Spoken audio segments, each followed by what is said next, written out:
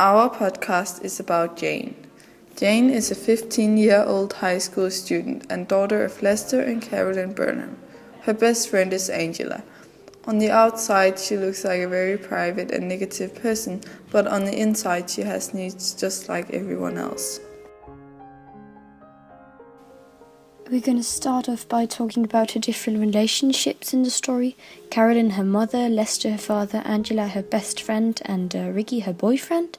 And we're going to top it off by talking about her development throughout the story. It's sad but true. And the sooner you learn it, the better. Look, Mom, I really don't feel like having a Kodak moment here, okay? You ungrateful little brat! Just look at everything you have! When I was your age, I lived in a duplex. We didn't even have our own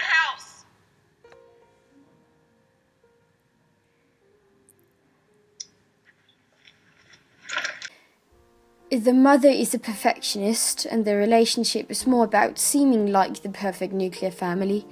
The mother doesn't care much for Jane, and their relationship is superficial. The clip shows that the mother cares more about her image than about Jane.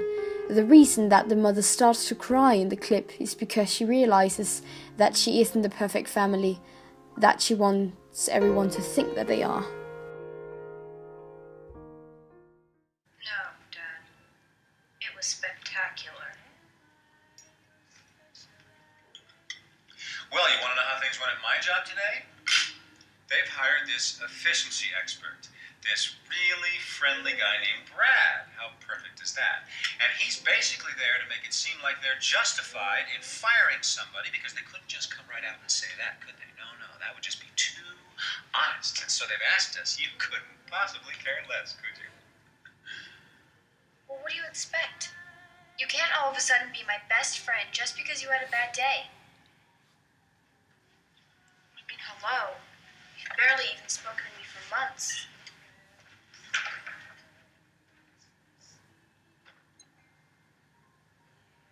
Oh, what? Your mother of the year?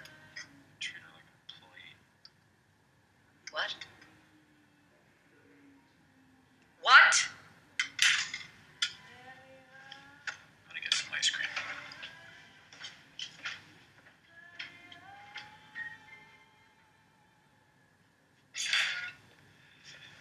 Janie. I'm sorry. I haven't been more available.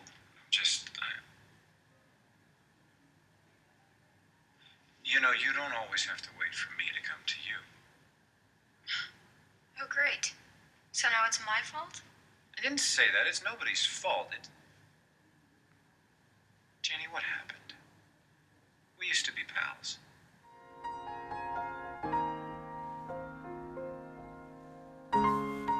Jane is angry with her father for being attracted to her friend Angela. She wished he would pay as much attention to her as he does to Angela. Jane feels let down by her father. Lester doesn't care or ask her much of how she's doing or what's going on in her life. The clip shows that Jane and her father doesn't talk anymore and that their relationship's broken. Jane is jealous of her friend Angela because she's pretty and she can get anything and anyone she wants. Jane is only friends with Angela because she's insecure. Angela is pretty, so Jane hopes that by being with her, she can be seen as a beautiful and desirable girl just like Angela. She hopes that by improving her looks, people will start caring about her and notice her. The next clip shows that according to Angela herself, she is and will always be the prettiest one out of those two. And when they're together, she usually doesn't talk about anyone but herself. Shut up. Hi. My name's Ricky. I just moved next door to you. I know. I kind of remember this really creepy incident where you were filming me last night. I didn't mean to scare you. I just think you're interesting. Thanks. You really don't need to have some psycho obsessing about me right now. I'm not obsessing. Just curious.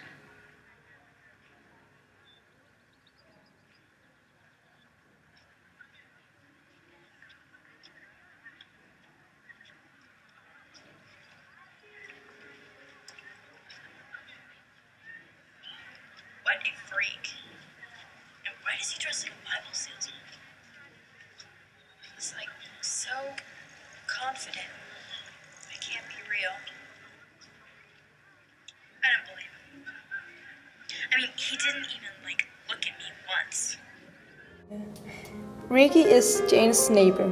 Jane loves Ricky because he's the first person who truly cares about her and loves her for who she is. The scene where they are naked in Nicky's room shows that there are no covers between them and that they can be themselves around each other. The previous clip shows how Ricky really notices Jane and that he is curious about her.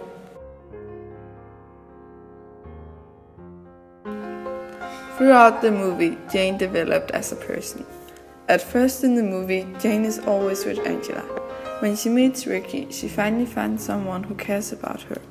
This makes her feel more confident, and in the end of the movie, she leaves Angela and her parents and moves to New York with Ricky.